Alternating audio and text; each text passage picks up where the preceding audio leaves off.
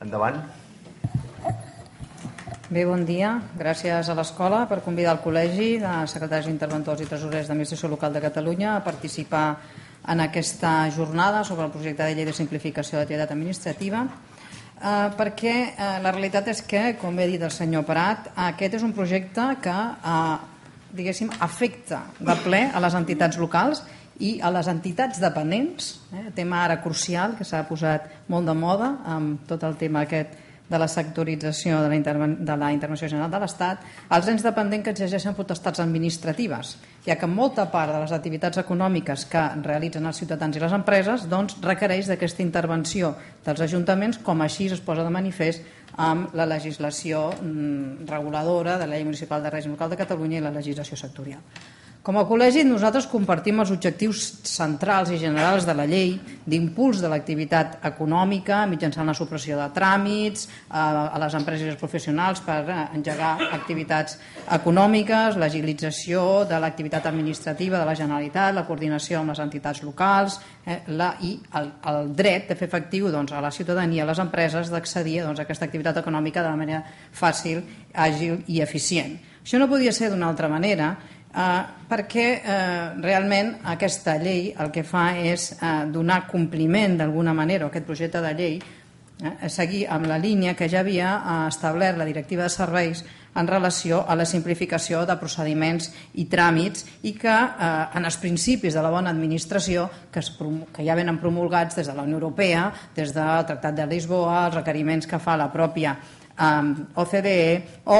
les recomanacions del Congrés de Poders Regionals del Consell d'Europa. En aquest sentit, l'Estatut d'Autonomia de l'any 2006 ja recull bona part d'aquest estímul a l'economia, als autònoms i a les pimes i a la necessitat de la simplificació de tots aquests procediments administratius, i la pròpia Generalitat ha incorporat dintre de la reforma de l'administració de la Generalitat presentada recentment tots aquests aspectes. Per tant, tenim una norma que se suma a totes les altres normatives de caràcter estatal i sectorial que han transposat, diguéssim, diversos aspectes de la Directiva de Serveis. Entre elles, la Llei 26/2010 i altres normes que regulen l'accés als serveis públics i el dret a una bona administració, a l'exercici d'activitats no sotmeses a l'obtenció de llicència o altre mitjà de control preventiu, excepte en els casos que així ho estableix la legislació sectorial, i mesures de simplificació administrativa, finestreta única, etc. Des d'aquest punt de vista, la llei, el projecte de llei, té diversos aspectes positius. Quins serien al nostre parer aquests efectes positius? Doncs configurar tot el que és la simplificació administrativa no com una obligació de les administracions públiques, sinó com un veritable dret subjectiu de la ciutadania i les empreses i els professionals que en aquest moment volen interaccionar i realitzar activitats econòmiques. Fer servir les mesures de simplificació administrativa per millorar procediments regulats en les normatives locals i sectorials dirigits a la reducció dels terminis de l'emissió d'informes, a simplificar o aclarir quan hi ha simultaneïtat dels mateixos, tot encaminat a millorar l'eficiència dels recursos i repercutir en una activitat econòmica, qüestió que és important quan estem davant, com diu la pròpia exposició de motius, d'un sector d'activitat que tot el sistema d'actuacions que suposen activitats, la regulació de l'activitat administrativa suposa un 75% de l'activitat econòmica i un 51% de l'ocupació en sectors com el comerç, el sector industrial, els serveis i dintre d'aquests turisme, que seria una de les activitats que queden més desregularitzades amb els annexes 1 i 2 d'aquest projecte de llei, etc. Quins serien, però, per nosaltres els aspectes negatius? Serien uns aspectes negatius que estarien relacionats amb la disfunció que trobem que hi ha entre l'exposició de motius i moltes vegades el que s'aconsegueix amb l'articulat del projecte de llei. Al nostre entendre, no estem davant d'una llei macro de simplificació administrativa, entesa com la introducció d'una sèrie de mesures i procediments, tràmits de finestreta única, etc., com venen de les directives europees, sinó que estaríem davant d'una sèrie de mesures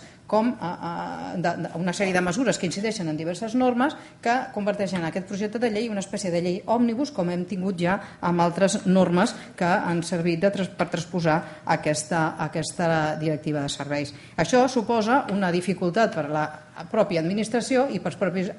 operadors per entendre com funciona aquest tema. Bé, una altra cosa que nosaltres trobem que és una limitació és que aquest projecte el que fa és que les regles que en ells s'estableixen s'apliquen en primer terme sempre i quan la legislació sectorial no digui res en contrari. Això què voldria dir? Que algunes de les qüestions bones d'aquest projecte es poden trobar limitades perquè la pròpia legislació sectorial estableixi algunes limitacions. Anem a veure en què ens afectaria més a les administracions locals i en concret a nosaltres com treballadors, diguéssim, secretaris i interventors com treballadors d'aquestes administracions. Vaig molt ràpid. Una primera qüestió. Bé, sabem que el règim general és la declaració responsable i la comunicació prèvia en els mecanismes d'intervenció administrativa per a l'exercici d'activitats econòmiques i estan vinculades a un control posterior, un pla d'inspecció posterior. Deixo aquí sobre la taula les dificultats que en un mapa municipal tan complicat com el que tenim poden tenir molts ajuntaments per elaborar aquest pla d'inspecció. D'altra banda, també, en quant a la regulació del procediment administratiu d'esmena de defectes o mancances de requisits legalment establerts, quan es donen situacions d'incompliment de la normativa aplicable, hi ha tot un procediment una mica complex que acaba amb la resolució d'expedient, l'arxiu o el cessament, que també pot donar complicacions en la seva operativitat en els propis operadors. En quant al règim sancionador, s'ha apuntat, i ho he sentit aquest dematí en una intervenció, bé, a part de, diguéssim, que és una regulació diferent de les regulacions sectorials i que s'aplica en el cas de que quan s'inicien activitats econòmiques no s'hagi presentat la comunicació prèvia o no compleixi els requeriments, es remet al procediment de caràcter general, no estableix molt bé si és d'aplicació també a les entitats locals ni obre cap camí per la remissió de les ordenances municipals que puguin regular aquest sistema de sanció, podent entrar això, diguéssim, en conflicte amb la regulació que hi ha actualment. Altres qüestions que també em sembla que queden indeterminades en el projecte són els mecanismes que s'estableixen d'informació per a la reducció d'obstacles dels personals i dels professionals quan volen, diguéssim, accedir a alguna de les activitats que estan regulades en els annexos del projecte. En principi s'han de comunicar al Departament de la Generalitat i també poden efectuar consultes relatives a la interpretació sectorial aplicable a aquest portal únic d'empreses. Qui ha d'emetre l'informe aquest? Quina virtualitat té aquest informe? És vinculant? No és vinculant? Quina és l'afectació jurídica davant d'aquest procediment? Dona 30 dies. Si és obligatori pels ajuntaments, suposa una sèrie de limitacions i de coaccions en relació a l'autonomia local. En quant a la qüestió de la regulació de les activitats innòcues de baix risc i, en general, la nova definició i tipificació dels diferents epígrafs que hi ha a les annexes, creiem que fora necessari i una bona tècnica legislativa que, d'alguna manera, la normativa sectorial estés refosa. Els que som economistes valorem molt aquests aspectes, perquè és realment difícil moltes vegades saber i encardinar diferents normes quan ni tan sols hi ha un text legal consolidat per la seva aplicació. Per nosaltres és molt favorable l'existència del portal únic per a les empreses i també la finestreta única empresarial, però també poso de manifest les dificultats que poden tenir els ajuntaments en la regulació, diguéssim, i amb l'operatòria real de la seva utilització. Estem d'acord també amb les cartes de serveis, una puntualització, el seu lligam amb el que seria la llei de simplificació administrativa i en relació amb dues puntualitzacions molt ràpides, i em salto unes quantes coses per complir amb el temps, en relació a la modificació del text refós de la llei municipal de règim local de Catalunya, voldria dir que, excepte en alguns aspectes molt puntuals, com és la modificació de l'article 236, que sí que parla de l'activitat administrativa, la resta de qüestions que s'han apuntat aquí quedarien lluny del que seria una llei de simplificació administrativa, estrictament. I un apartat concret, com s'ha apuntat aquí, és la qüestió de la supressió dels municipis. Sense entrar en el dèficit de finançament de les corporacions locals i la inexistència d'una llei de finances que asseguri, diguéssim, el principi de suficiència financera, sorprèn que la resolució dels expedients requereixin un informe de la Generalitat En el cas de que els informes siguin desfavorables, decideixi la pròpia Generalitat, i aquí el principi d'autonomia local queda una mica tocat. Dos aspectes de la modificació del terrafons de la Llei Municipal i de Règim Local de Catalunya fan referència als articles 206 i 209, que fa referència a l'adquisició de béns a títol onerós i també a la seva alienació. En quant als informes dels secretaris, s'estableix un doble procediment. Si l'import d'aquests béns és inferior a 100.000 euros, l'informe és el del secretari. Si és superior, és l'informe del Departament de la Generalitat. Nosaltres aboguem per un sol procediment, perquè no pot ser el propi secretari. Si en el moment que hi ha una adquisició directa de casos d'extrema urgència,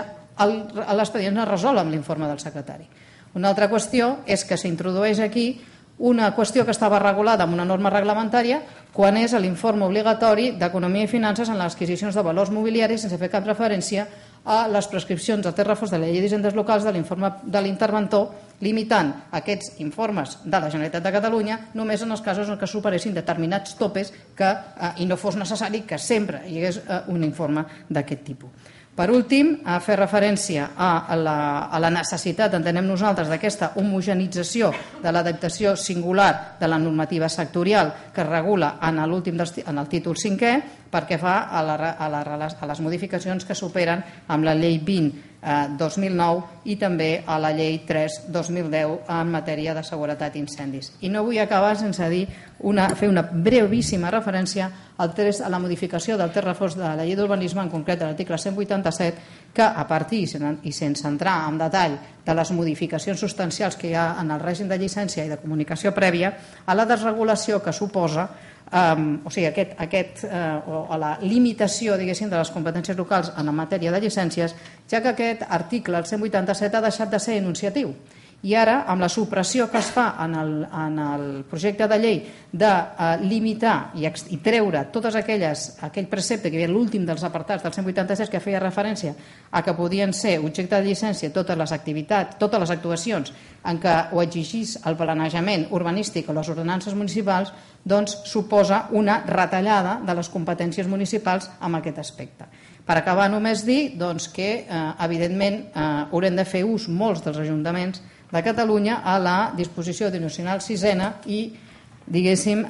demanar ajut, cooperació o assistència als governs locals que, evidentment, hauran d'afinar la política de foment perquè, com en moltes altres de les normes de transparència, en aquest cas de simplificació administrativa, les limitacions de molts dels ajuntaments de Catalunya per aquest problema de suficiència financera i per la complexitat dels procediments, doncs fa a vegades impossible posar en marxa i l'aplicació de moltes d'aquestes lleis noves. Moltes gràcies.